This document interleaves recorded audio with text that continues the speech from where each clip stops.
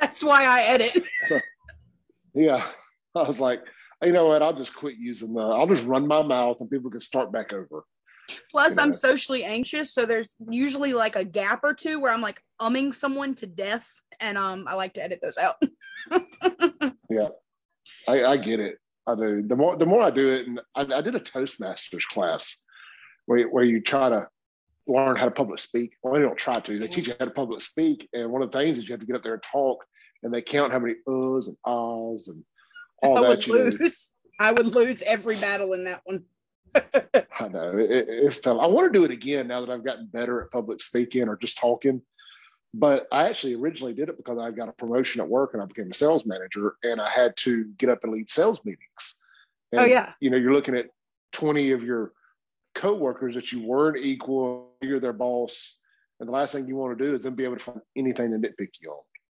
Yeah, I mean, the easiest way to get experience with something in entrepreneurship and in just public speaking and things like that is just to throw yourself out there, get past the fear, and once you get over the hurdles, the biggest part. It's like learning how to swim, I guess. Absolutely. I mean, I tell people all the time, I've had, if you want to call what I have success or whatever it is, it's because I just hit the line button and just stop. Just be it showing up. It's consistent. It's the same old. Yeah, there's guys that get promotions in the car business all the time that aren't the best, but they're the most dependable. Yeah, as long as someone is consistent, that's actually something I preach quite a lot to my listeners, is just staying consistent. Yes, it's one huge thing to get past the hurdle. Once you're past the hurdle, it's about not giving up and not being bullied off, or, because some people have issues with people. I don't know why. Did I just lose audio? No, I'm here. I can hear you. Okay. My computer read a notification that said something about I lost audio. But yeah, so yeah, remaining consistent and not getting scared of what people are saying or not reading too much into comments, because I know a lot of people will read comments. People are going to say things regardless. I always tell people, it's 1% of your life. Like, what you post online is 1% of 1,000 things going on that no one knows about in the background. So if they don't like it. Yeah, I really try to stay out of the comment sections nowadays, where you used to when I first started the Save Jackson stuff. I was all up in it, like, oh yeah, really? Well, I'll show you. And now it's like, unless I get tagged, like personally tagged in something, I turned off my notifications years ago anyway. I check social media enough that I'll see it. If it's important enough for me to see, I'll see it. And otherwise, I just rather stay out of it, unless it's just something really egregious. Usually I know if it's important because my grandmother will tag me in it. Yeah. I've got my inbox will start blowing up. That's the only notification I have on is my messages, and people will start sending me screenshots of stuff, and you need to do something about this. Look, I know I'm one of those people that has shared some of those before. Yeah, well, I have this theory, and look, it's been a work in progress, but I can't be Mr. Freedom of speech and stifle other people's freedom of speech on my platform, unless it's just absolutely a nuisance and you're ruining other people's good time or whatever, because you're not open to conversation. If you want to argue, but be open to conversation. And then it's one thing when the owner of the page is to be like interacting in some of that comment argument going on. Like that's where it becomes about your brand and about sticking to the morals that you're aligned with, sticking to the values that you're aligned with. And I think that has a lot to do with what I help business owners with. I mean, I help them define those morals, define their messaging and what it is their core topics that they help people with are, so that they can veer away from those situations. A lot of the times as a social media manager, I would have problems just with people paying too much attention to what was being said in the comments. It's a lot of it. Yeah. I mean, it's true. Kim Wade, who I work with at WYAB, who's a legend in local talk radio, he told me a few months ago something when I first got the opportunity to start getting on air and expanding that. And he's like, you tell people what to be mad about. You don't get in there and be mad with them. Yeah. He's like, you just start get some of the topics out there, and he didn't mean it like go anger people, but you drive the discussion and try to avoid getting in it. Yeah. If that makes any sense. It's almost like providing the prompt and letting the conversation take place. Yeah. Yeah, and I don't mind doing that, but I also feel like I owe it to stay true to what got me to this point, and that was getting in there and having the conversations with people and whatnot. And some people like it, some people don't, and Well, But I have gotten better. I guess just getting Or depending on started. your perspective. Well, I guess just getting started. Welcome to the Making Sense of Entrepreneurship show. Thank you Thank for you. being on tonight. I have a lot of things. It's funny because, we were going to connect the other night and, I had an opportunity, and thank you for letting me take up on that. But Sure. also, it's like everything that has happened, there's never a dull moment in Jackson. So like things have happened and my list of things to talk about has only grown. So like we'll pick and choose from it. There's always something going on. Look, I've been excited about this. First off, your first impression was amazing. The video you sent, being in sales, that's something we've been driving for a couple of years now. As first contact is send a video. Like in the car business, just send a walk around, like a 2-minute or less video, a little FaceTime so they can put a face to the name, and a quick little walk around of the car they're looking at. Like, hey, this is the 2020 Honda Accord you're interested in. My name's Clay. Be sure to ask for me. It's interesting. When I was at Patty Peck Honda, I had more people follow up with me. They said, man, I sent it to all the Honda dealerships in town, but you sent video. And I just liked that. It made it personal. Exactly. I actually, when I first got started, I came from working in sales. I had some sales experience and marketing experience. But the thing was, I realized that there's a lot more that comes from establishing a relationship, not a relationship, but a connection, a genuine connection with someone. Yeah. Even with I've worked with auto dealerships, and they're the hardest people to sell on as far as marketing goes, because they're so used and stuck to the same tactics and ways. You'll get a break every now and then. I was thinking about it today. If you'll notice, the one thing I don't have advertising on my show or my platform is a car dealership. Yeah. And I work at one, and I never would have know tons of relationships in them. Yeah. And it's like this weird thing. It's like, hey guys, I feel like somebody's missing an opportunity here. But I realized that, and I'm as guilty because telemarketers call me all day and stuff. And I was like, I can't reinvent the wheel today. I appreciate your hustle, but I got to go. And, but it's kind of the same thing. It's like people are a little archaic and a little old school. And they're like, well, I don't know. I mean, they're not used to, especially I guess, if you're speaking with a younger person.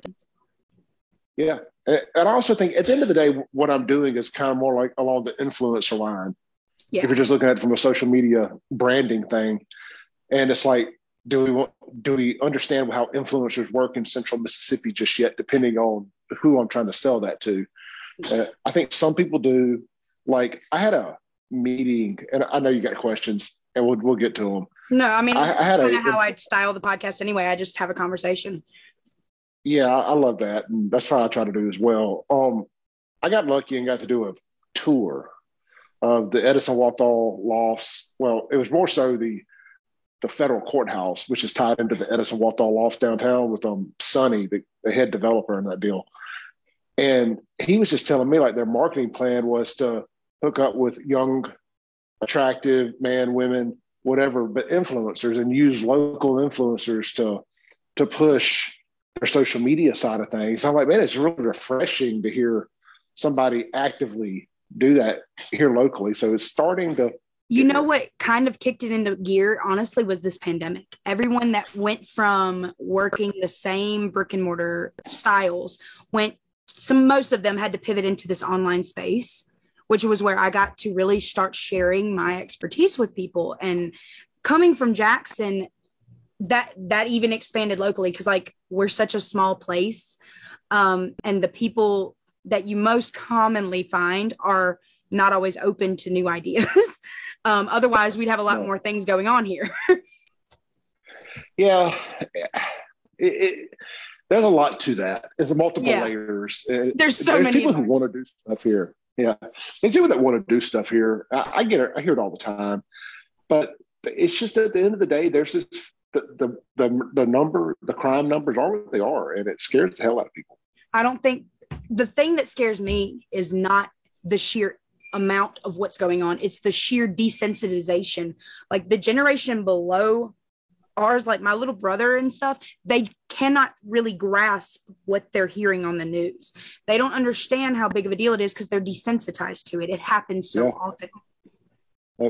I told this story on the radio I told the story on the radio the other day. I have a 19-year-old daughter and a 21-year-old. It's my daughter's sister. They were at Pops later than they should have been, and a shooting happened inside and then outside. It was a bad situation.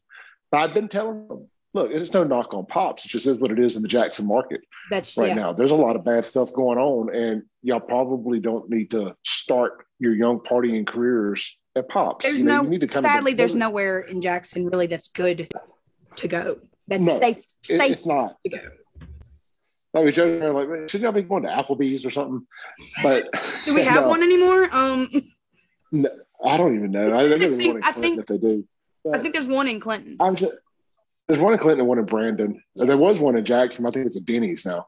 Yep. But well, yeah. No, the other one was a Chili. So, but all that happened. They're like, we're never going again. I was like, well, I've been telling you these things. I mean, do you have to see it with your own eyes to absolutely believe everything I say? I think to a certain degree, teenager I think to a certain degree, yes, but that doesn't mean that they should have to. Yeah. You know, I mean, I try to give them the freedom to learn things on their own, but I'd rather them not have to learn by getting shot on their own. Yeah. Sadly, I know one of the things I had pulled up to talk about that have happened since the other day we were going to connect was the 2-year-old that was shot at the apartment complex. Another 2-year-old, or another child. It's these children that are receiving the bad end of things. There's kids killing kids, and then there's kids. How do you explain that you accidentally killed your sibling when you were 2? How do you explain that? Yeah, I mean, speak of desensitization, it's the same thing. That should have been news all over the place. And that should be but it happens so Kingston often. Fraser level news, you know. Yeah. It does. I mean, I kept up with it a lot more during 2020 than I have this year because I've just been so damn busy, and I didn't miss a day of work last year. I took 1 hour personal time. So while there was a pandemic going on, I didn't get a COVID-cation. You know? I just worked from home before the pandemic, so it just kind of continued. Nothing changed. Yeah, but last year I found the time because there was nothing you could do outside of home and work. So I kept up with the numbers a lot more. Now I'm doing show research constantly, and I had to pick and choose what I focus on, because if I just focus on Jackson and you're multi-passionate, people getting shot all the time. Yeah, but also it just gets to the point where it drags you down so much because you see it getting worse, and there's no end in sight. This is a cultural issue. Soon. Yeah, it's a cultural issue, and we don't have enough police, and we're about 100. We need to hire 100 cops immediately. The cops are not paid enough to do the kind of work you're doing in Jackson specifically. True enough, but I will say this, and I've had this conversation with people, and part of my brand is being very pro-police. Yeah. But you know what you sign up for. Yeah. You agree to the job, and you agree to it at a certain pay. And if you're not willing to give 100% at that pay for that kind of job, you probably don't need to do it. That's probably that is true. And the mayor is, is it Stockholm syndrome? the people voting for him after seeing what he's doing, it has to be. That or there's something else to it, because I mean, we already knew that corruption was his game, but I mean, what else is there to it? Well, this is where I ruffle people's feathers. But have we reached a point where being black is more important than being right? And I feel like that's where we're at with this mayor. It's like everything's got to be so pro-black that he's using that to fit his narrative. Yeah. And I'm okay with the pro-black stuff. Does not bother me a bit, and that's where I get mixed up. People get mixed up with it. That's never really been a problem in Jackson. Jackson is different from bigger cities. It's not. It really is. Yeah, it's not. We don't have those issues. Not as much so. I know. I saw something the other day. I love just typing in Jackson, Mississippi to YouTube and see what I can find. Not a whole lot. I saw this. It's interesting. It was us that found that video of the guy coming back from Austin, Texas. Yeah. and making the video about Jackson. It had 3 views when I found it last Sunday. And I shared it. I'm like, well, I said, this is interesting because I've been saying this publicly for 2 years. And it's a lot of the same concerns for the past many years. Yeah, absolutely. I mean, I've been screaming it to the top of my lungs for the last 15, but on a platform the last 2, as Save Jackson or whatever. And but it's funny. I was like, here's a guy from out of town, does not care one way or another about Jackson, Mississippi. Yep. And the mayor's response was, you can't just take a peek into somebody's house and know what's wrong. I'm like, man, I can drive through any Democrat hillhole in America and tell you exactly what's wrong with it. I don't need got me when he said, to guess. Oh, these are issues we already knew about. Did you? Yeah. So did you what know are you doing about it? Yeah. That you're going on this for the second time in 2021. South Jackson is on its 3rd week without water or with major water issues. There's no end in what are we doing? They can't find replacement parts. And I live just off of Sywell. I haven't seen anyone outside today. When they reported just a little while back that they were working on things on Sywell Road and TV Road, I haven't seen anyone. Yeah, I heard. I did an interview this morning with WAPT, so I was watching the 5 p.m. report, see if it was on there, and I missed it on the 6th. But they had the guy with the PhD running the water department. What's his name? Come on there and say, well, yeah, we don't have the parts, but we've ordered a new pump, and it was loaded today. It's shipping out. It'll be here Thursday. I don't do this for a living.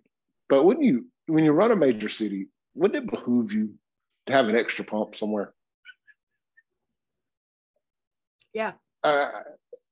These feel like simple things. And it feels like silly when you're reading these things. Like when I read the news, it's almost way worse than watching the news.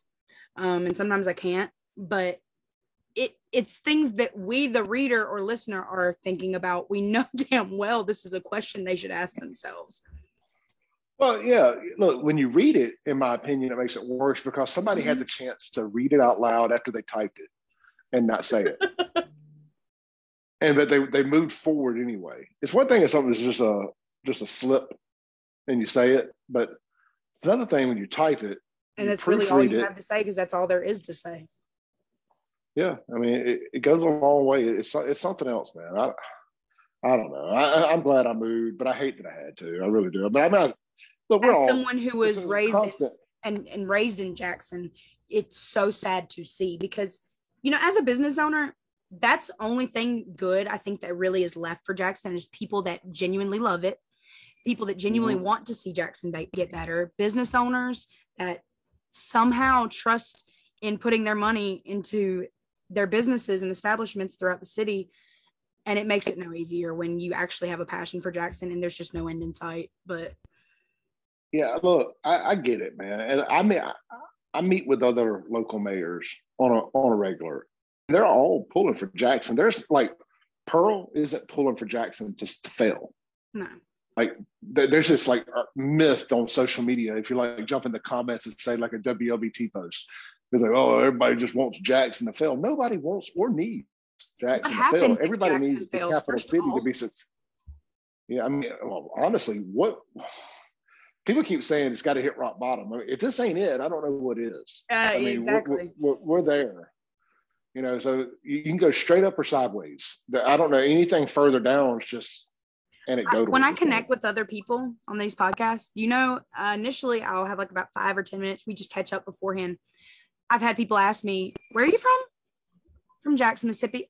Oh, okay. Are you okay? I'm okay. Yeah, I'm okay. And that's scary to answer that question. It is. To be serious. So I go back and I watch all these. I love urban exploration videos. That was kind of what inspired the Save Jackson thing to an extent. I was actually and Detroit was the mecca. It's where urban exploration really began. Early 2000s Detroit, but it's also everybody looked at it and said, "There's no way it can be saved," and it has been. I mean, to an extent, it's had to reinvent itself, but it has been saved. But man, they had you can't compare Detroit and Jackson simply because Jackson was never close to the size and industry of Detroit. Exactly. But at the same time, I don't. There are similarities, especially with the water system. It's just not lead in our water. And that's another thing that a lot of people I've had conversations with don't even realize what's going on with the water. They don't understand because they're not without, maybe, or they don't think they're not supposed to be drinking it. That's scary when you don't have enough people understanding what's going on. Yeah, you do not need to be drinking the Jackson water. If you live in Jackson, do not drink the water. There's a reason water bottles are being passed out. And if you're not aware of it, I implore you to educate yourself upon it. Look, I know people are like, oh, the water pressure is back, we can drink it. Like, the water pressure does not get the lead out of it. And then you got the whole cover up and all that stuff. Terrifying to me that there's not more attention on it.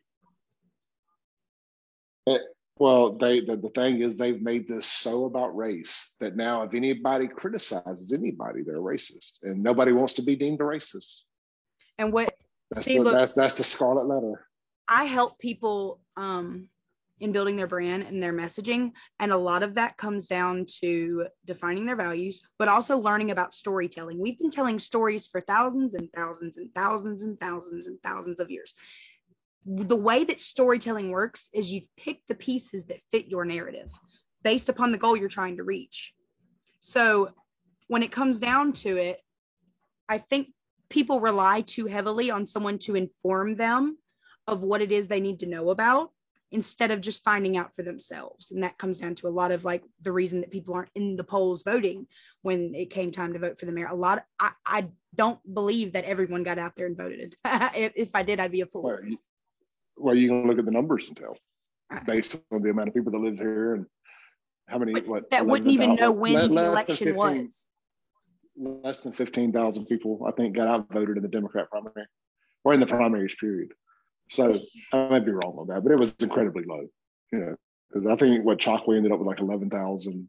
Did you say all the other candidates and crime, and it's because they just hit the lottery because of all that CARES Act money. Yep. And Jackson's getting almost $100 million. Well, Jackson and Hinds County are getting $100 million. I have a question.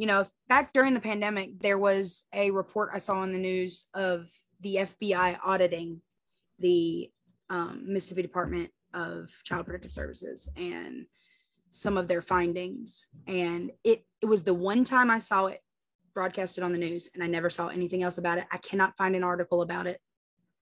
I mean, I'm sure if I dig hard enough. I haven't heard about it, so it's been a day I missed the news, but it happened. They found that they were buying furniture for their offices with some of the funds. Oh yeah. I mean, how about when Air Chokwe took everybody over to France and all that stuff?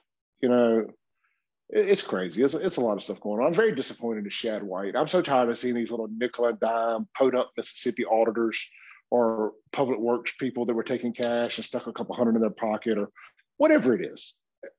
But until those things are fixed, Jackson has no end in sight. It's those little things that lead all the way up to the bigger ones. Yeah, well, arrest them in Jackson. They won't even come to Jackson. You're doing all these little things out in the middle of nowhere in Noxapater, Mississippi, and yada, yada, yada. But Jackson is just like, no, we can't touch it. Why? Anybody can walk in anywhere here and tell there's fraud going on at a grand scale. And for the state auditor to just ignore it or to be involved in it. I mean, I have no questions off the table anymore for me. Yeah. No assumption.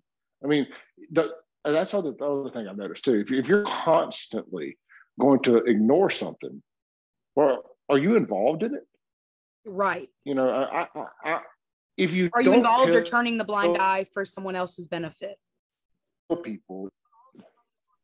Well, yeah. I mean, tell everybody so we don't have to just sit here and wonder, because speculation runs wild if you don't inform the public.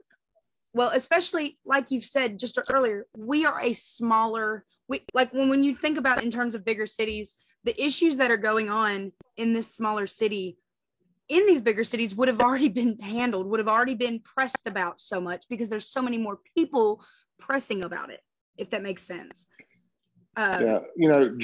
Jackson used to battle for events and conferences and concerts and all that stuff with Atlanta and Memphis and Birmingham and New Orleans.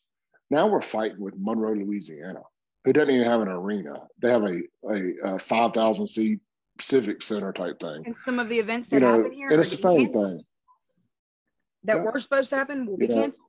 Yeah. Yeah. And it's the same thing. And, we used to be a big sweet. Jackson was on its way up. There used to be talks of like legitimate talks of Jackson getting a pro sports franchise and stuff. I mean, that's been in my adult lifetime. Yeah. To think of that now is like LOL, laugh out loud funny. Mm-hmm. I mean, I laughed. Honestly, that's part of one of the reasons I wanted to pick your brain so bad is I have so much respect for your page and how you keep going with it, because it can be exhausting, just caring about it quietly, let alone out loud, and putting your emotions out on the platform, but also putting out your opinions on the platform, leaving it open to discussion. And then I've seen your page actually grow, if you noticed, like a couple thousand followers in the past like few days.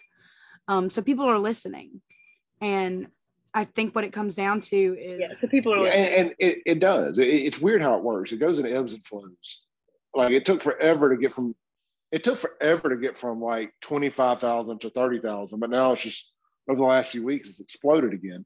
But it sounds like Captain Obvious, but the more followers you get, the easier it is to get more followers. Because your engagement going further and stuff. So it was like I always thought the number was going to be about 25,000. If we get to 25,000, then your posts are really getting in front of some people, and you got a chance to grow.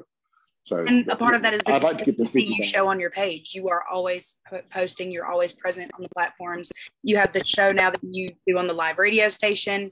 When did that come into play, or when did you decide to start that? Sure. So I guess it was this past week was 1 year ago to the day that I started doing some radio with Napoleon, the Cypher Voice. He saw what I was doing. I was like, hey, man, why don't you come on my radio show? And I was like, yeah, I've never done that before. I've always kind of wanted to in the back of my mind, but never thought it was a real thing that could happen.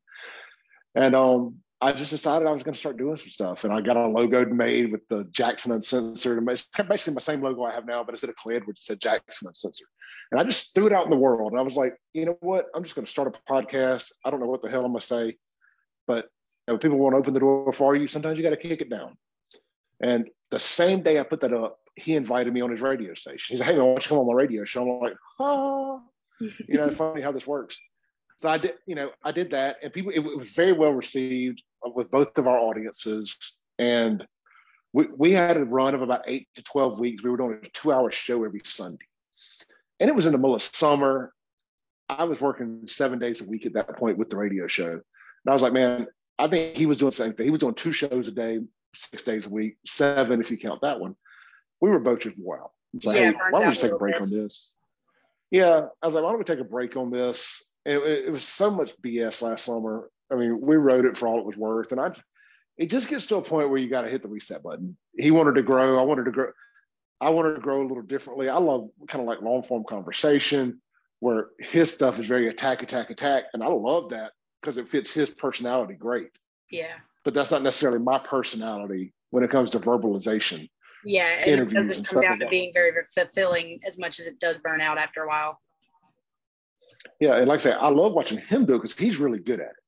Me, I would just rather have the same conversation, but maybe not as combatively.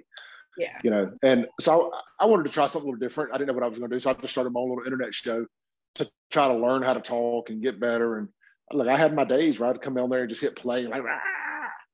But to answer your question, I decided to start the Save Jackson podcast. I wanted it to be a legit podcast. And I know the definition of podcast is bastardized to any time somebody's talking on the internet especially now. Especially the way it's trending now. Yeah, like I'll get on Facebook Live and people will call it a podcast. I'm like, not really, but whatever. I liked podcasting because initially I could get on and do what I wanted to do with video, but without the video, if that makes sense. I was a little shy. No, absolutely. Yeah, and I use the Restream app because I can go in after I do a live, I can rip the audio out, post, it gives me a lot of flexibility. But the current radio show came about because I was doing the podcast and I was like, well, I don't want to just do it on the internet. I do want it to go on the radio somewhere. So I tried to find a station that fit what I did. And WYAB having Kim Wade and Jameson Haygood and Mike Madison and that crew over there already, it was like the perfect combination for what I did. So I called them up. I was like, hey, can I buy an hour a week? Or do you have an hour a week that I can put my podcast on? They're like, sure. What all we have available right now is 1 hour on Saturdays, right during the middle of football, 11 to 12. I was like, you know what, screw it. You have to, if you want to do it, you have to take the opportunity available and make it work. I don't know how many people listened to me on the radio, but being able to say I was on the radio and then take it, and since it was pre-recorded with no commercials, because I bought that hour, it ended at 12, and at 12:01 my podcast would hit. So if you missed it, boom, at 12:01 the podcast would hit, and it made it sound big. Marketing is my thing. 15 years of owning a nightclub too, so yeah, and it was like, I may not be the best articulator, but I'm a bull in a china shop when it comes to marketing and just put my product in front of people. And I sometimes just guerrilla marketing and being that's actually there's entire tactics formed off of that, even about and I mean there's just so many new forms that are always coming out. But I love it's all about gaining look, I don't really think I had the best podcast when Save Jackson won the Jackson Free Press Best Podcast. I just think I had the most popular podcast, or the most known and local, and and local. And look, better or worse, everything's not hate the Democrats for me. I do talk about other stuff, and I tell stories and I reminisce, and people love the old stories and all. I know people love the drone. I want to be more. I've heard so many people talk about the footage of you going in and out, like the old GE building and like just random buildings around, and that's how they come to find the page. That's how I found the page. Yeah, I try to be versatile. I try to be versatile with things. Like people are like, well, it started out just old pictures of buildings, then it became you running your mouth about politics. I'm like, well, it's still about the other two, but it's going to be multifaceted. You got to grow. There's only so many empty buildings to take pictures of. Right. And Jackson has a lot, but yeah, they do. And I swear I've got a picture of every one of them outside of just going and finding abandoned houses. But you grow past that. Like, I'll be honest, to finish up the thing about the radio, the podcast thing was successful. And the radio station was like, well, hey, look, we got this time slot on Mondays. Would you be willing to come in live and give it a spin, but instead of you buying it, you sell ads for it? We'll see how it works out. Well, I sold 5 sponsors before it went on the air, which is pretty good. Yeah, it is. And now we're up to, I think I closed we're on my 10th. I signed a guy today to be our 10th or 11th. And so anyway, so that worked. We did that for 3 months or 12 episodes, whatever it came up to. And they were like, well, how would you feel about 5 days a week? But it's from 7 to 8 a.m. and you can do Mondays 7 to 9. I was like, yeah, you know what? You just got to keep saying yes. And it's a lot of work. And yeah, it's a lot of work. It's that I took a picture of I have this painting or pictures print at work that says, the harder you work, the luckier you get. I saw it. A year ago, that was just a slogan. It was just something on a painting. And like this year, it's like, it's words to life, or whatever manifesting the reality. Phrase is. Yeah, it is. I do believe in the art, the secret. Yeah. The art of whatever it's called, law of attraction. And within reason. I don't think that if you put a picture of a mansion you want on the wall, that if you just look at it. No, but I've always been one to say that you will speak things up, whether it's a person, a truth, an opportunity. You can speak them into existence. Yeah, and so one of the things, when I woke up on my parents' couch, dead ass broke in 2010, didn't have a pot to piss in, and I'd lost my nightclub and everything, from drugs, drinking, bad decisions, bad partners, bad everything. But inching myself into a position to be able to, because I knew a route, if I really wanted to try it, maybe I can make it work. And Lo and behold, I wheeled my way back into the nightclub business without spending a dollar.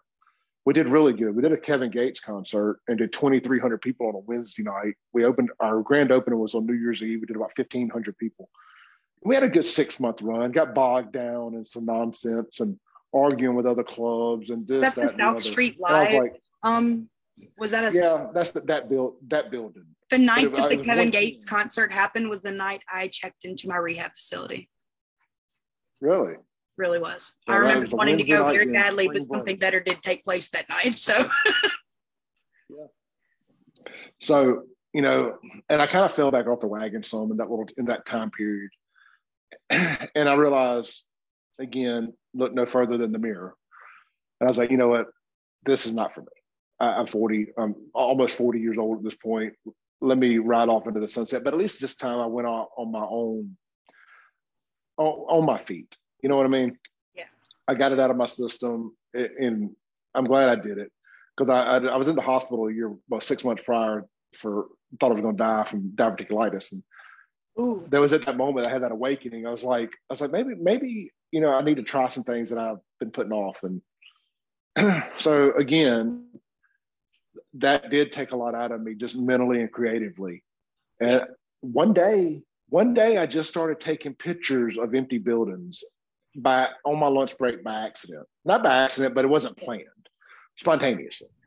And I posted them on an old page I had called Jackson Miss Promo, where I was just promoting businesses for free just because I enjoy promoting. Yeah. And the pictures of the Metro Center went kind of viral on a local level, a couple thousand shares, something like that. And I was like, oh, y'all like this? Well, there's plenty of this.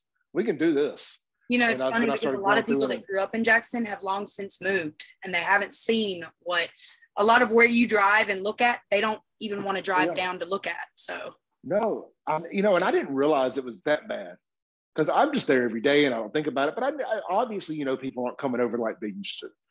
And I started getting people offering to pay me $50 to ride by their old house and take a picture, because they didn't want to come to Jackson. I never would do it because I just felt like it was demeaning to the people who live there now. I was like, I'd freak out if somebody was out in front of my house taking a picture and said, well, the people that used to live here wanted a picture of, but they're scared right over here. You know? Yeah, and I did it. Yeah, here I am.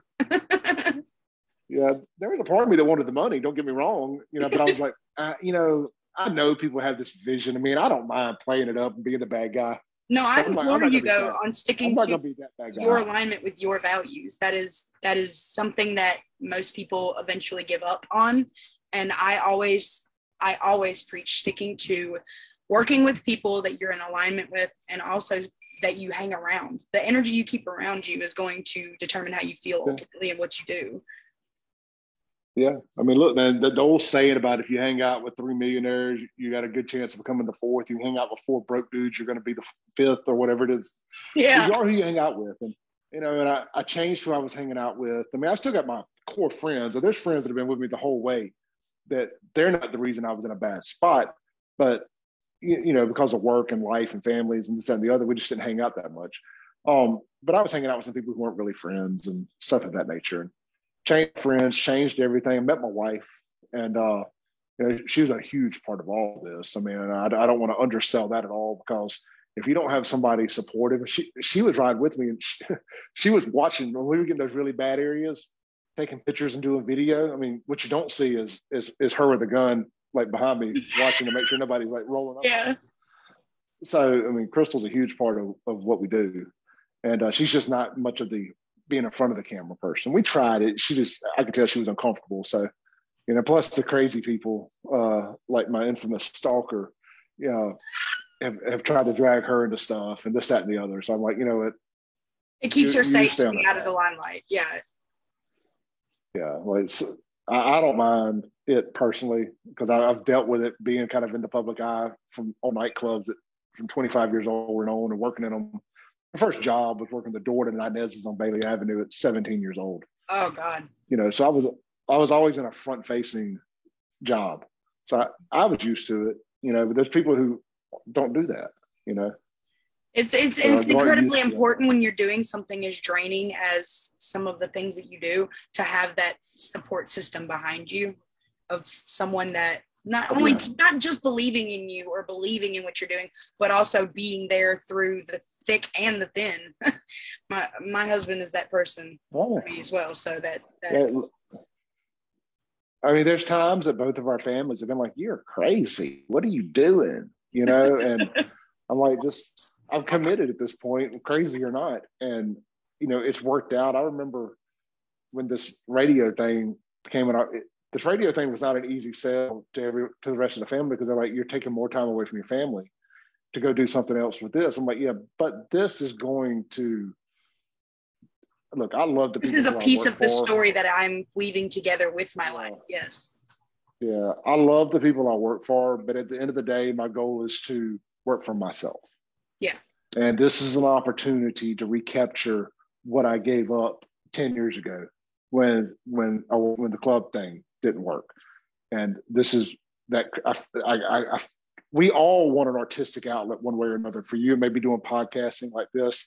For me, it was putting my opinion out there and talking to people, and people like you wanting to interview me about stuff. I mean, this is very, very artistically satisfying for me. And that's why when we had to postpone because you had an opportunity last week, I was like, good for her, man. All good. I did the comments at the beginning of the video when you spoke on that, because it is one of those things that it can be hard when your family, like, my family, they're older and like they just don't understand as much. So I do look at it from the perspective as they don't understand the online thing as much.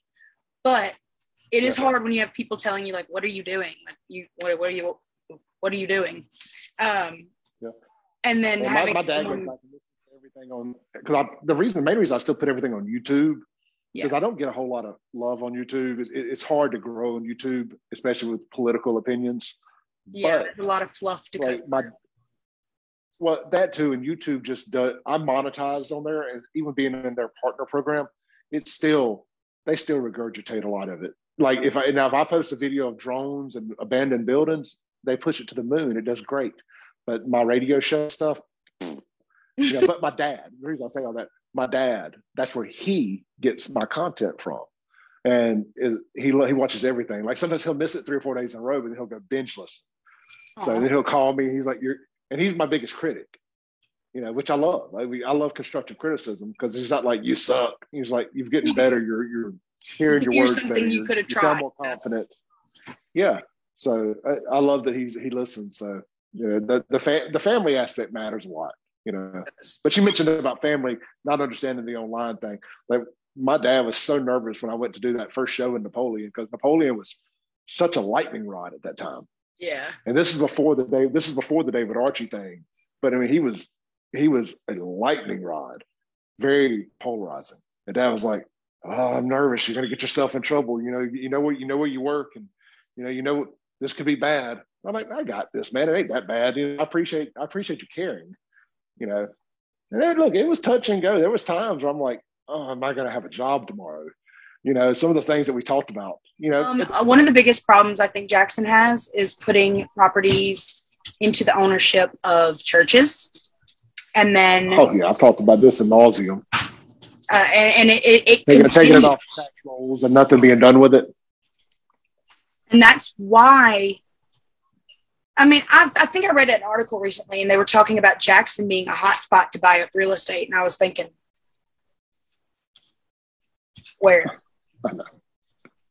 No, look, people have tried to say that there's some master plan for gentrification and this, that, and the other. If you run it down to where it can be bought for nothing, well, you got to be in it for such the long haul at this point that this is a play for your great grandkids, if that's what you're doing. Yeah. Because I don't see, gentrification don't work like that. It's one of those things where it's just not the same here in Jackson. It's just not. Gentrification is what they're doing in Fondren and Midtown and Belhaven. That's gentrification. What's going on in South Jackson and West Jackson, and when I say South Jackson, South Jackson proper to me is McDowell Terry Road. Yeah. Down McDowell Road to 18, back up to Sawell Road, down Raymond Road to Sawell Road. Yeah, I know the difference between, it's like when you're from South Jackson. south of I-20, you know, out the woods, going toward down to about Elton Road, Forest Hill Road. And you can argue that that's Byram, but south road right there. There's, you know, but yeah, and you know that changes. Byram's just going to re-annex that back. They've made the notices anyway. Good luck, but you know, but yeah, what's going on there? I don't see any upside to running it down first, unless they're going to go in, buy up whole neighborhoods like the guy did in Detroit. He bought up all. I just heard 3 gunshots as we're speaking. Okay. Like pretty nearby, like just while we're talking. Yeah, it's Memorial Day week. So something that's weird about living out here in Rankin County is, you know, in South Jackson, Hines County, there's fireworks stands that pop up every week. Anything that resembles a holiday, there's a fireworks stand. Over here, they have brick and mortar firework buildings that they have built from the ground up. You know, but like here in Crossgates, you can't shoot fireworks inside the city limits, and they actually enforce that. In Jackson, I love to make a joke post every year. Like I'm riding around, anybody shooting fireworks, I'm calling the cops. Man, it makes people so mad at the idea of me calling the cops and people shooting fireworks. I'm like, you really think I have the energy? Yeah. Well, my other favorite thing is these kids out here, and I use the word kids loosely, running around on dirt bikes and four-wheelers up and down Highway 80 and stuff. And people always say, at least they're not out robbing and killing. I'm like, as if that's the only other option. It's like, I'm going to rob my four-wheeler on the street or I'm going to rob and kill. There is no in between. There's no the movies, go out to eat, go on a date. Gravity to that statement, though. There is a volume to that statement. There is nothing for young people to go do in Jackson other than get into trouble.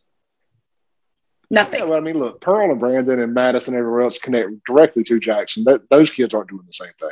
Yeah. There's enough stuff to do. You got to want to do it. And then I think for a lot of it, it's going to be a few more years, especially past Lumumba's time, before Jackson sees anything like that. Let me ask you this. You said it. When people say there's nothing to do in Jackson for kids, as opposed to what? Yeah. What would be the other thing? What would be something for them to do? Extracurricular activity. I was growing up that they don't have access to. That they don't have access to. Like what's something missing? I mean, even then when I was a kid. But I remember as a kid being bored and wanting to go out. We'd go to where Sonic, or we'd go to the movies, things like that. Things that aren't like we'd go to the Clinton movie theater, which is now a giant church. But still got the one in Pearl. I mean. There's movie theaters and stuff. How much access? I mean, I understand. There was, and I understand that Jackson needs all of these things. Don't get me wrong. If the people in Jackson are just going to destroy it like they've done everything else, there's really no point in doing it. It's been like watching a cancer grow. it just eats and eats and eats and eats. I mean, like look at the Highway 80 corridor. It's been left to rot in these attics and everything have just taken over, and it is like I would love to see a satellite picture of Highway 80 20 years ago and a satellite picture of it today. And when I say Highway 80, I'm referring to let's just say from the GE building, Battlefield Park to 18. Oh yeah, and just a snapshot of that at the hotels and burned down properties and the GE building and just stripped out everything and just it would look like Life After Humans. Yeah. And honestly, that man making that comment, it looked like a third world country. I've heard my mom say that since I was a little girl. Yeah, I've heard it a million times, but the thing is this: if you're not going to do anything for yourself, like being in finance at the dealership, I've got access to some. I mean, look, anybody can Google these things to find it, but these banks do a lot of studying about, areas they're going to be loaning money in. You realize that this was 5 years ago, 70% of Jackson is on some sort of government assistance or another. 70% of Jackson is on some sort of government assistance. That is mind-boggling. Now, granted, I know that includes SSI, disability, and some other things. It's not all unemployment, but that's a huge number. When over two-thirds of your residents are on and what's some harder, sort of government assistance. And I think where the leadership is lacking on that is the realization that not only are they on government assistance, but any income they do have is probably spent on wherever they are trying to maintain living. And the living conditions are probably less than better. So there's no end in sight. So people get comfortable and they get stuck. No, it's a vicious cycle of poverty. And, but I don't know what you do with it. I don't agree with what the current president's idea of just throwing money at it. No. It's a culture issue. I've learned over the years, as nice as it is to get that money on the front end and like, ooh, I got some money. If you don't change the problem, you're just going to be broke again. Yep. I see it every year at tax time. People get their tax money, and it's like they're going to die if they keep it in their pockets. Like, I got to get rid of this. I got to get rid of it. It's crazy to whether it's buying teas or cars or sneakers or whatever it is. And I don't want to. And that's not a knock at just Jacksonians. I want to be 100% clear there. That is below middle class people. Period. So poor people and managing money is a serious issue, and learning about credit. And I've talked about these things. And learning about finance school system, is a serious lacking area. Yeah. We really need to, I think they talk about the great resets and this, that, and the other. I'm not opposed to there being a time for a great reset of sorts, especially when it comes to our educational system and what we're teaching kids, and we're sending the knowledge we're sending them out into the world with. Like, why the hell do we not have home economics still? Why are we not teaching kids about the real ramifications of credit? Why aren't we teaching kids in urban cities and urban school districts how to get out of a traffic stop alive? How to handle the police? I brought this up millions of times. Like, if you get pulled over, here's how you get yourself through a traffic stop. Why aren't we working on these things? Versus these other things that we have to do in school. And teachers get mad at me every time I bring this up. They're like, well, it's not the teacher's fault. I'm like, well, I'm not saying it's the teacher's fault. It's the material you're giving to education system. It's the material. Exactly. So it needs to be more real life stuff. I think, I had a chance to go to St. Andrews on a scholarship from Raymond Public School System. When I got to St. Andrews, there was so much time period I spent just adjusting to the level they were on. But there was a lot of those things that were talked about. They had an honor code. That was the biggest thing that blew my mind, was the honor code. You could leave your laptop sitting on a table outside on their campus. It will be there when you come back. I don't care how long it's at. Somebody either turned it into lost and found, and they sent an email, a blast email out. But the serious impact of them having grown up with that honor code sticks with them well after they leave high school. Sure. It's a big deal. A friend of mine owns Hillcrest Hillcrest Christian School. He also owns the gym at Byron. And I went to Hillcrest for a short time. I didn't finish there. It was just kind of like a 1-year deal. But my sister went there from bell to bell, graduated from there. My daughter went there. Then they have Bible class every year. They have an honor. It makes a big deal, though. It makes a big impact. Yeah, it does. I mean, it's little things like that, but you teach it at a young age, and it gets into people's brains to behave. It's just not. It's repetition. If you do it over and over and over, sometimes you do have to be taught the difference in right and wrong to an extent, and people aren't doing it. I mean, I think a lot. We go back to the nuclear family, and I think a lot more on drugs, separating the nuclear family, all these things. Separating the family. And single parent households having to work so much and having a hard time teaching kids stuff. But also the mental health system has a lot at play here in Jackson. There's never been anyone coming in asking any questions about how the mental health system works. They just do it a certain way. If you are so out of your gourd that you don't know your own name, and that's possible, they will take you to jail for 180 days as a John Doe and then release you downtown to the same cycle. Yeah, that's a bad deal. It is the mental health issue, period, in America. And I brought this up on a show the other day about living somewhere like Jackson having causing PTSD. It was like when I interviewed Topher yesterday. We were talking about PTSD and stuff, and Yeah. I firmly believe that's a lot of that's going on around here. You know, living around this and becoming immune to it or desensitized by it as a form of PTSD, and the way people the desensitization is a way to cope Disassociated. with it. Yeah. Yeah. Also, Yeah. like you said I earlier, I mean, like some of these members of our political system who are turning blind eyes to it. Is it some form of Stockholm syndrome? Is it some form of PTSD? Because there's so little they could do. I mean, I don't know. They could do a lot more, but yeah. Well, it's financially beneficial to not fix the problem for a lot of these politicians. So let's be honest about that. If you the money is in the cure, is in the is in the medicine, not the cure. So yeah. they just keep putting a band-aid over a bullet wound and keep going on and blaming it on somebody else. And victimhood is a very profitable business right now.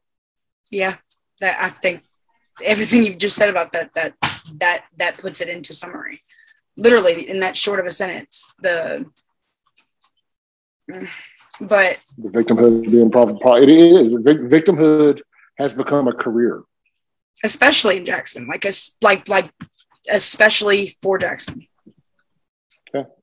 If you'll notice, Jackson has had no form of conservative leadership. I mean, it's never had a Republican mayor, but it had conservatives running the city, obviously. Well, if you go back to the citizens council days and stuff like that. And then a lot of the people that get into these positions are just reelected and reelected and reelected and reelected and reelected. If you can get in, you got a good chance of riding it out for a long time because people become complacent. You know, and somebody like Chokwe, they just keep finding new people to blame old problems on. And at some point, man, I don't care how we got here, but you're going to have to show me some form of a way out. Progress. Yeah, you can't. I don't care about why the water's screwed up. What are we doing to fix it? People not wanting to. People who can afford to do better and that choose to should not be shunned to not have to raise their kids in a crappy school system and around crime. There's no shame in deciding that you don't want to do that. Now, some people just love urban living, and it is what it is. I'm one of those people, but I finally just enough was enough. But and there was some opportunity to move over here. But I think the urban flight thing, and there's nobody to blame that on. There's nobody's fault. Jackson's current problems are not the fault of people who chose not to be a victim of Jackson. Jackson needs to fix Jackson. We go back to looking in the mirror and say, "Hey, man, we got some problems here." You know, like the mayor said, how little it shows it cares about the people that do live here. Yeah, I mean, I just always find it as a. Yeah, I was talking with Topher yesterday, black conservative rapper from Mississippi. He's had a #1 album and a #1 song on Billboard, and had never even been played or interviewed on radio in Mississippi until my show yesterday. That's so wild. So we're playing rap.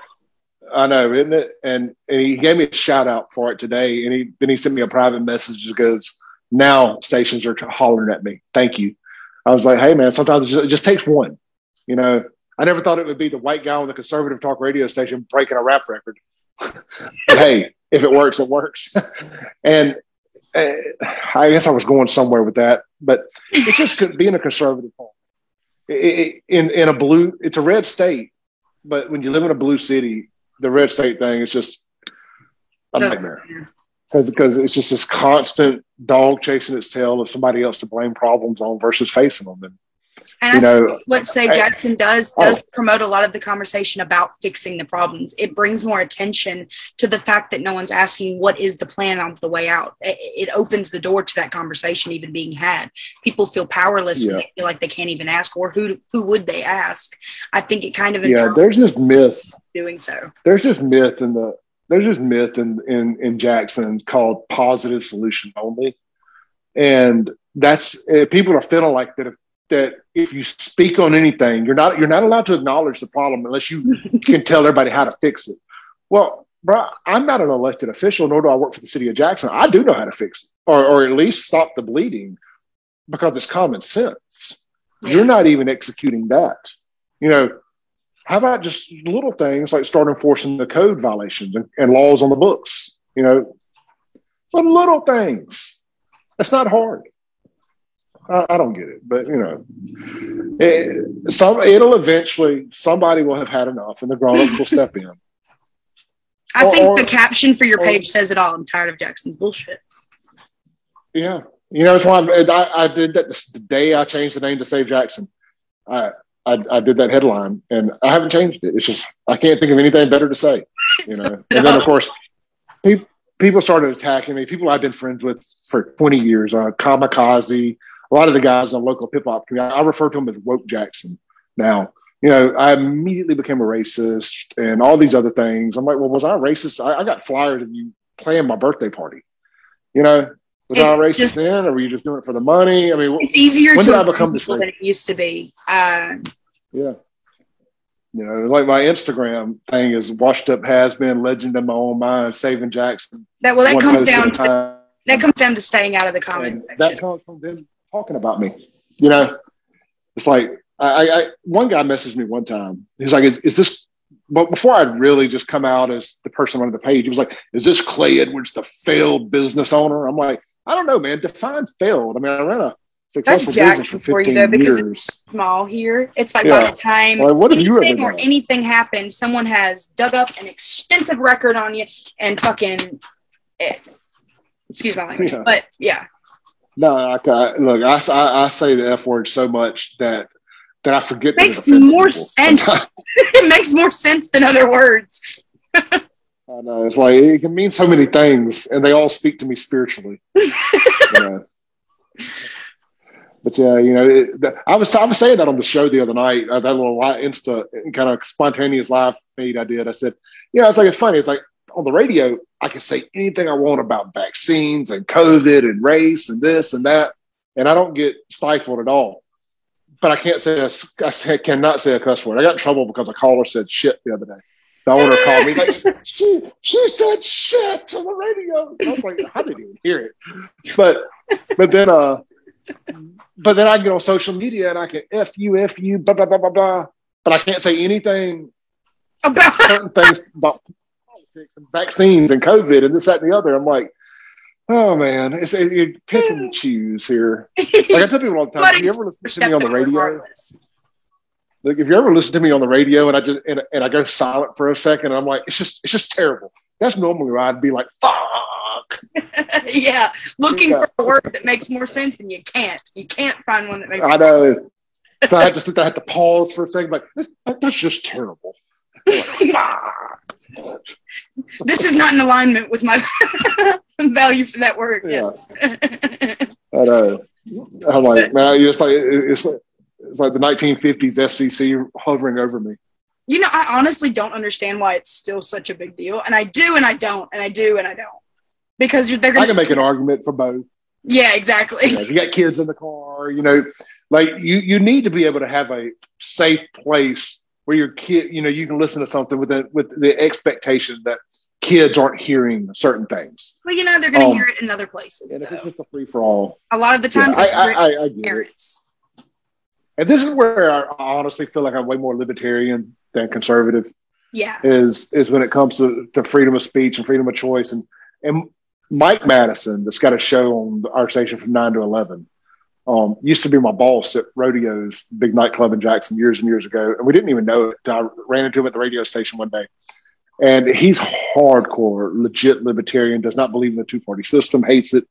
And we don't agree on everything, but we have amazing conversations. And quick, funny story about him. One of the only times I've ever been fired in my life was we had Willie Nelson at the club. And I got high on the bus with Willie Nelson, and I got fired afterwards. And I always tell that story, and I'm like, yeah, whatever. But sure, you got fired for smoking weed with Willie Nelson. I ran to Mike at the radio station. I'm like, would you please verify that I got fired for smoking weed with Willie Nelson? He's like, you got fired for smoking weed with Willie Nelson. And I don't smoke anymore or anything like that. But that's like one of my fun stories in life along the way. And then I end up working with the guy. So like three people that work at this conservative talk radio station used to own nightclubs. Him, me, and Kim Wade.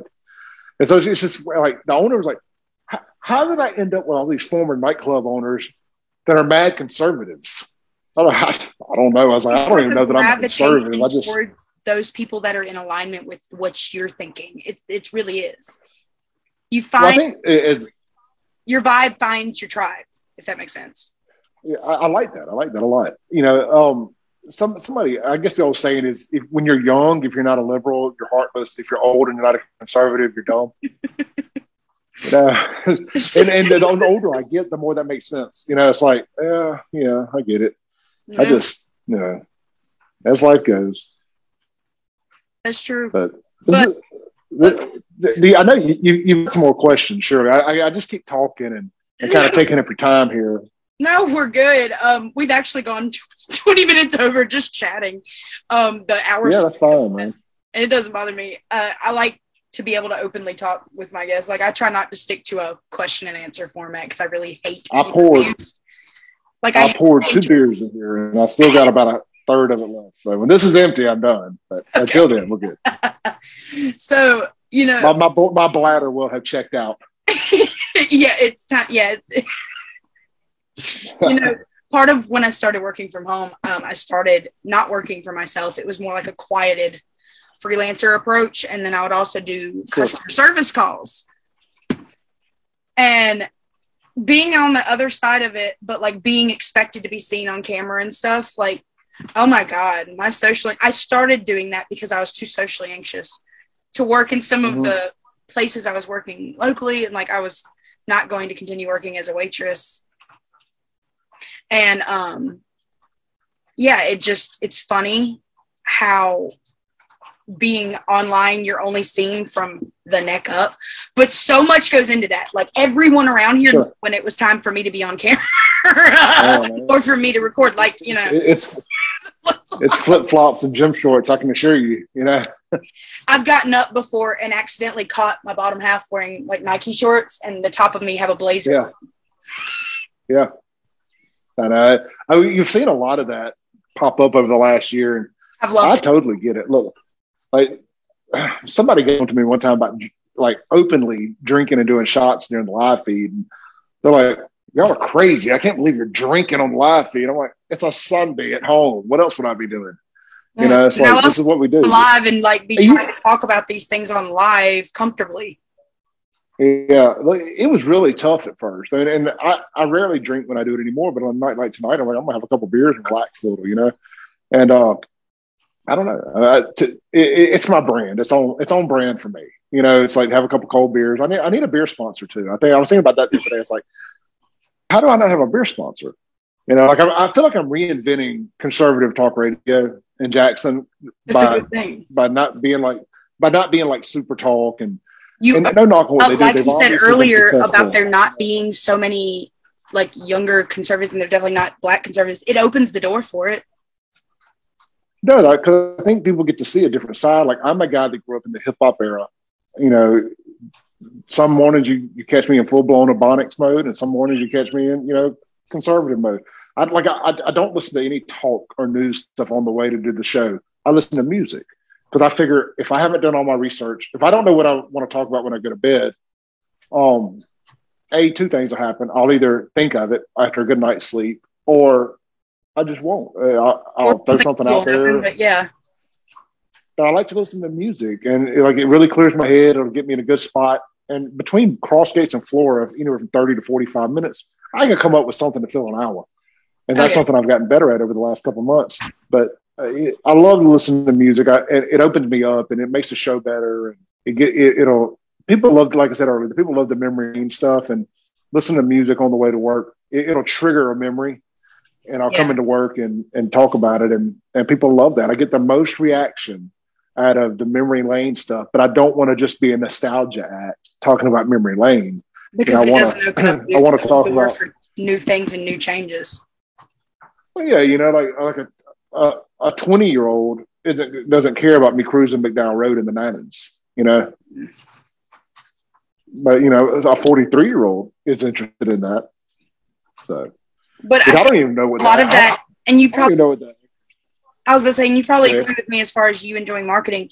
You would agree that There's a difference between awareness and nurturing. There's a difference between content that brings eyeballs and then content that continues a conversation and establishes a consistent relationship with your audience. Yeah, it's funny. I used the word aliens the other day. I was trying not to mention it, but I was going to ask if you happened to be out driving that brought it up. Because I was driving the other night, and me and my husband were like staring at something in the sky moving faster than our car, and I was like, what?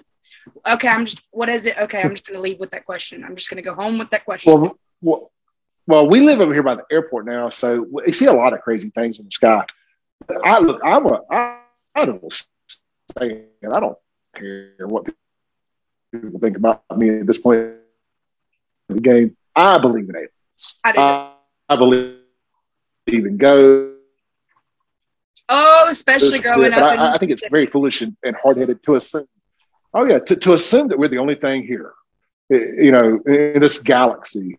We have a robot on Mars right now, for Christ's sake. We've been to the moon. We've been aliens. Yeah. I mean, as a Christian, we believe in a man in the sky. You can't not believe in aliens. Right. I mean, it would seem a bit contradictory, right? So we believe in afterlife and all these things. So I 100%. We believe in Jesus coming back after 3 days. Wouldn't that be a ghost? We don't believe in ghosts. Yeah. Yeah. I mean, so I think that's how I've reconciled it, to make me feel not nearly as crazy as the public makes you feel for believing in these things. But so I say all that to say, you talk about brand expansion and driving conversation.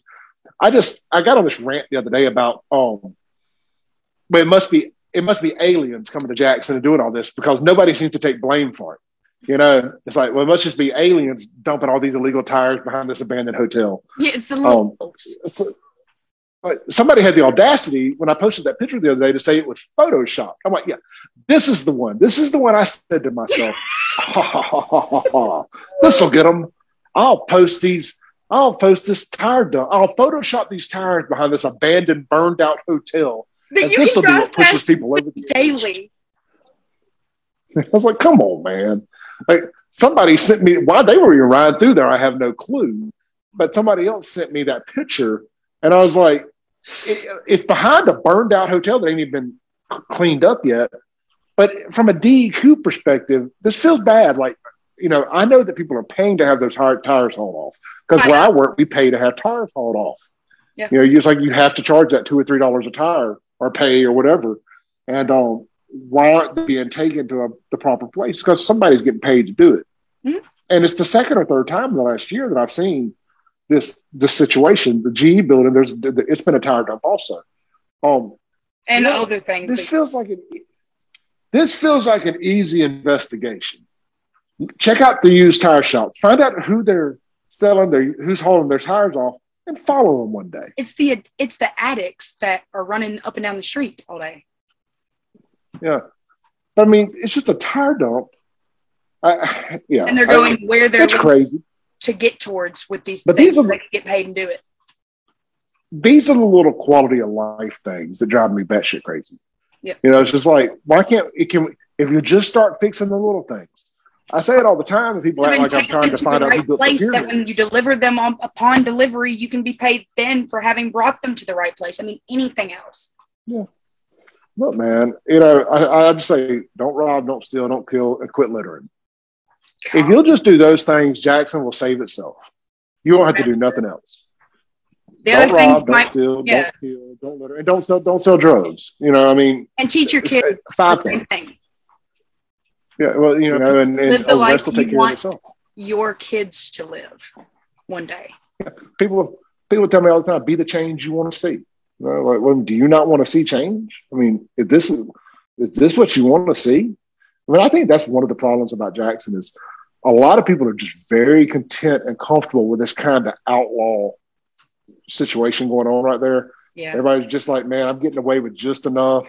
Did you know that on average, we all commit the average American commits 2.5 felonies a day unknowingly? There's so many laws on the books. And the ones that aren't written down, but that are actually laws, that comes into play too, though. Like a lot of American law, when it gets into like serious crimes, like, theft, and like the fraud kind of thing. A lot of it is what these lawyers are able to find from previous cases and prove relevant to their case. But a lot of it, people don't even understand is, outlawed. It's crazy. And that was one of the things that Mike Madison was kind of educated me on is he's like, man, there's so many unnecessary laws on the books right now that the average American commits 2.5 felonies a day unknowingly. I'm like, man, that's crazy. I mean, I haven't gone to dig that up to find out that to be factual, but I can just think about little things that I've done that could probably be a felony. Okay. Yeah, if we were to look back. Oh God, if we look back, I talked about that the other day. I said, man, I should have at least 10 felonies. It's just a blessing that I don't have any, but I get it. When I quit doing dumb crap is when the police quit messing with me. It was real simple. That was the timeline. Clay quit messing up. Police quit messing with Clay. In the discussion, when I was screwing up every day, they were messing with me every day. That's why I chuckle a little when people talk about like white privilege and the police and this, that, and the other. I'm like, brother, I can assure you that I did not experience those things. I've even interviewed cops that have arrested me. I can tell you personally, when I was 15 years old, before I went to my rehab facility, before anything happened, when I was, hanging out with the wrong friends and stuff, I can remember being pulled over, a couple of little white kids in a car, and, us having our hands, like them getting us out of our car, us having our hands on the hood and telling us that if we moved, we were going to be shot, and that their trigger finger was itching because they hadn't shot no one in 3 weeks. Little 15-year-old white girls. So it's definitely not, it's not the same way things are here as they are like in bigger cities at all. No, exactly. I'll tell you, Mississippi has come so far in its race relations, and I think we're all equal opportunity harassment. We all get equal opportunity harassment. And that's a conversation I try to have with them, especially when I get someone of color on the show. Is what I like to hear. Their big word Democrats like to use now is like lived experience. Big phrase, lived experience. Their lived experience, and I think a lot of our lived experiences in Mississippi are way more along the financial lines of poverty, middle class, or upper class, and it has anything to do with race. Yeah. And I think it's more like Mississippi being a relatively poor state. I think the poor whites and poor blacks, and I know that I leave other races out of this when I say poor whites and blacks because you have Asians and Latinos and whatnot also, but I'll just look at the majority here. I mean, we deal with the same struggles every day. Yeah. We all want to be middle class, and the middle class is under attack in America, period. It's one of the things, you're like, everybody's either poor or everybody's rich or rich. They're trying to get to that middle. Making it to middle class should not be a reward.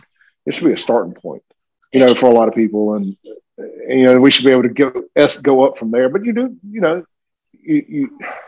this is where I kind of contradict myself. So we should all strive to at least be middle class. It shouldn't be given to you, but we should all strive to that be the floor. Yeah. Not the ceiling. And it seems like right now it's like, like rock bottom is our Mississippians. Yeah, exactly. It's like straight up or sideways. And we need to strive to raise the floor. I agree. And so, look, I've always been drawn towards different people. Like my friends, contrary to how I may look and how people may perceive me now, is I never, my friends growing up weren't jocks or preps or anything like that, but I always was drawn towards the people that went to the beat of their own drum. Yeah. And I'm sleeved up. I have a Jackson, Mississippi tattoo. I just like people who are their own person. My friends we look like aliens half the time.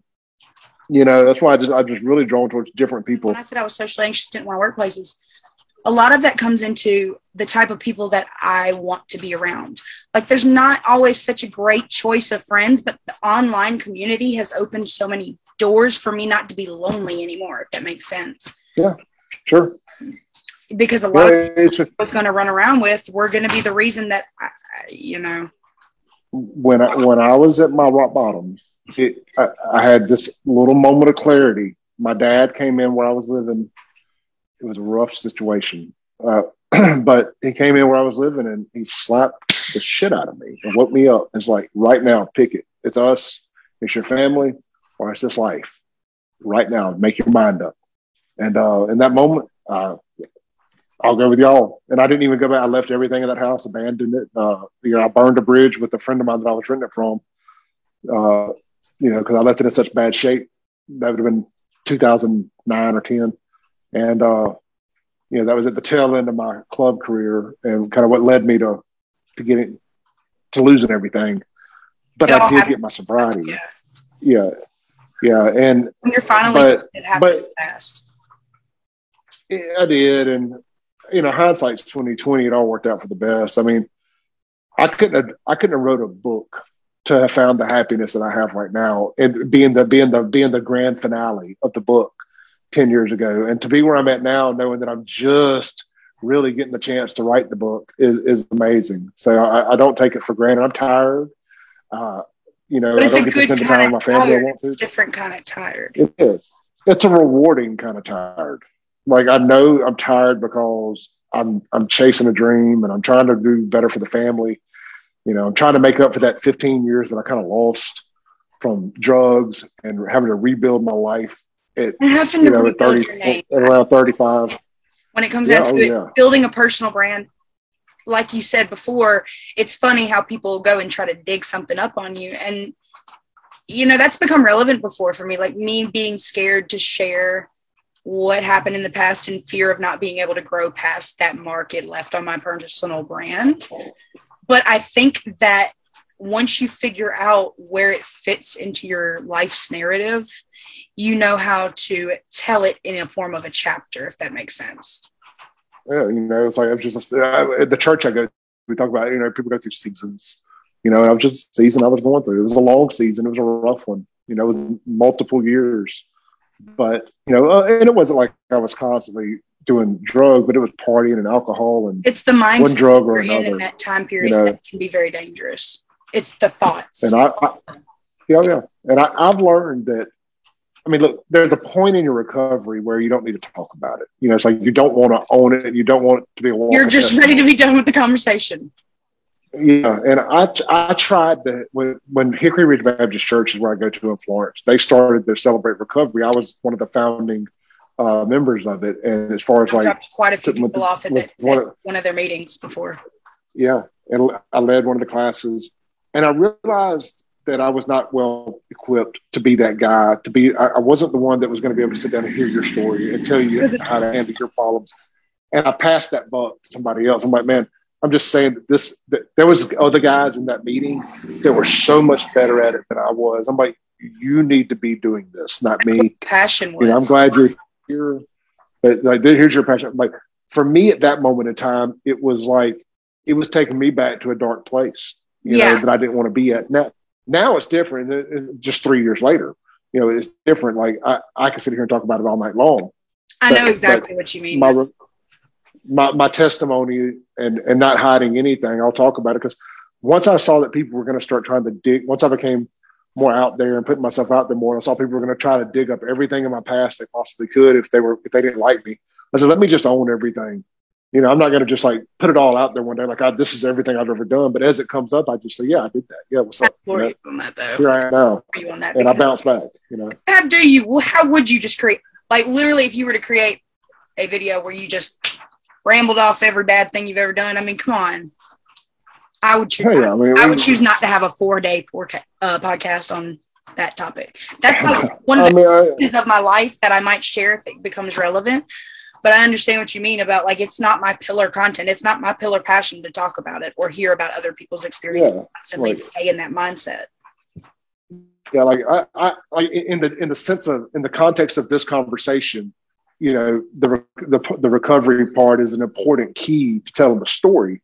But I don't have to dive into the bloody details of how ugly my rock bottom was to say that, hey, just trust me on this. It was messed up. Yeah, just trust me on this one. Thank you. Yeah, it's like, whatever the worst things in your mind, I probably did that. I was probably involved in it or saw it at the minimum, But I can tell you much more about what I'm doing now with the dreams I have now than I can go into. Oh yeah, and know it. I'm gonna tell you what, learning the situations to avoid and kind of seeing the train wreck coming and actually knowing how to step off the tracks That's key. It's so valuable. Like used to, I didn't know how to. I didn't know when to step off the tracks. Now it's like lose. Now, and it's hard to know it's coming too. So that's also being able to identify a key skill that was not easily grasped by me. I mean, I think that was one of the things that 2020 helped me with was the forcing myself of getting comfortable staying at home, and not feeling like I had to go out. And we weren't doing that much. We go out on the weekends, go out and eat. It's like get comfortable with the person you're with and enjoy it. And and we've learned to give each other space and stuff. Like, I want to watch something different on TV. I go to another room, and she does the same. We don't feel like we have to be up under each other. That goes a long way. It's just little things. 2020, it took its toll on other things. I drank way more than I needed to. I didn't work out. I gained 50 pounds. I mean, there's a lot of things I wish I could take back, but it was still a huge personal growth thing, I always look at things as there's only memories, never regrets. I understand it could be a regret, but why shame yourself for it now that you're past it? Absolutely. You just got to roll with it. All right. Well, look, man, you got any more questions? My bladder. You've got like 2 hours of footage, though. Oh, no, that was great. We can do this another time. Yeah, I mean, we're going to have to speak again for sure in the future. I've really enjoyed having you on and just chatting with you. I mean, the conversation could go on and on as far as Jackson goes. I wanted, because I have such a wide variety of listeners from across, to bring some attention to what goes on in Jackson, because when I have those conversations with people and they're like, are you okay? I want them to know why that's relevant and what's really going on around here.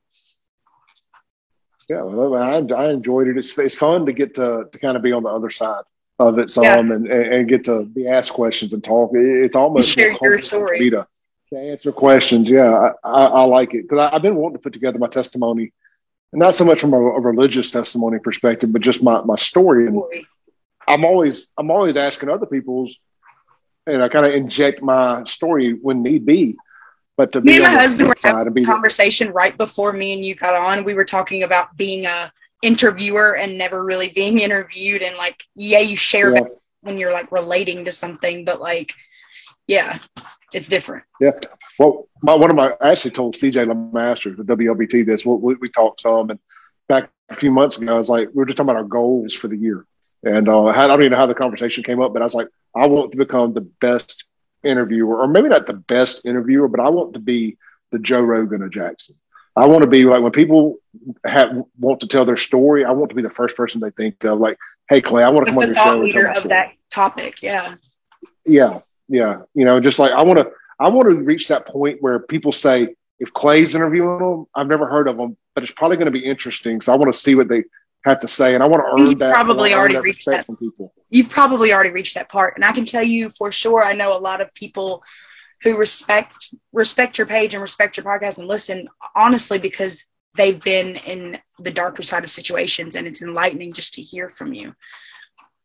I like that. I mean, it's. I think that I tell people all the time, like, I think I'm the first voice of my generation to get on the radio here locally. I mean, people who do it you can find people online all over the place. But for whatever reason in Mississippi, we were really lagging behind in the evolution of content creators, whether it's digital or radio or whatever. You really didn't have many people doing this. Like content media. And I was like, I know. Yeah, like talking and building a platform, and it was really strange. There's people who had platforms, they weren't using them to put a message out, or their message was so narrow that they were never going to grow. That's actually that's how I started my business, was because I worked for some of the, I had a very big knack for finding toxic workplaces here in Jackson. Like, I found some smaller companies to work for that just were really, really toxic. I could find them all. Like, I have a knack for it. Yeah, oh, absolutely. I won't badmouth anybody anymore, but if there was a bad car dealership in the town to work at, I found it my first 5 years in the business. Well, it can be tough to work in that department, period. Hold on. Working, like I said, people are very stuck in their ways. So being able to work for them, some of these more stuck in the way kind of dealerships, I'm sure has been hard. I used to sell directly to dealerships. So I know that was the toughest conversation I was going to get into, was the owner of a dealership was Not going to want to hear anything I was going to say. I had to prep myself to really break that conversation in easily. But I'm going to tell you, man, salespeople love to be sold, but you got to be good to do it. You know, but they we'll pay full price. You can get us for full price as long as you make it make sense. Make it make sense. I use that phrase all the time. I'll be like, make it make sense. Yeah. Oh, I know. I ended up doing a video that went kind of viral where I was like, make it make sense. Talking about the water. And we were out to eat in Madison at the Salamukis or something. And this old country boy walked up to me like, man, I recognize you from the Make It Make Sense video. I was like, oh. It's like when you're doing it, you see the views and stuff, and you don't think about that somebody locally. There's real people. Those views are real people watching. And when you run into, it's like some business owner, he's like, make it make sense. I'm like, oh. Yeah, that's me. I'm like, hey, you know what? But this guy ended up being super cool, and he wanted a Clay Edwards show hat. So, you know, you got a Clay Edwards show hat. So it's just one of those weird things, but you just never know who's watching these things, man. I've had celebrities email me and stuff that are from Mississippi, and like, man, it's a shame what's happened. And it just blows my mind that this stuff is reaching people. So it's like anytime you start to get down about this, it just never fails. Like you start to get down, and you'll get this little reminder that you're in the right place at the right time. Yeah, you'll get the sidewalk angel, you know, and whether it be just an average Joe or a celebrity or something that I'll say something. It's like, okay, I'm on the right path. You know, my lessons have come from a 3-year-old, a woman on the side of a gas station who said something briefly to me that woke me up. My grandmother, like I can take a lesson anywhere. Like it really is the interpretation and the reception of the message that matters. Yeah, absolutely. Well, look, I really enjoyed this. You ever need me again, just let me know. And you'll have to come on. Absolutely. Well, thank you for being on, and we'll have to talk again soon, Clay. All right, I enjoyed it. Thank you.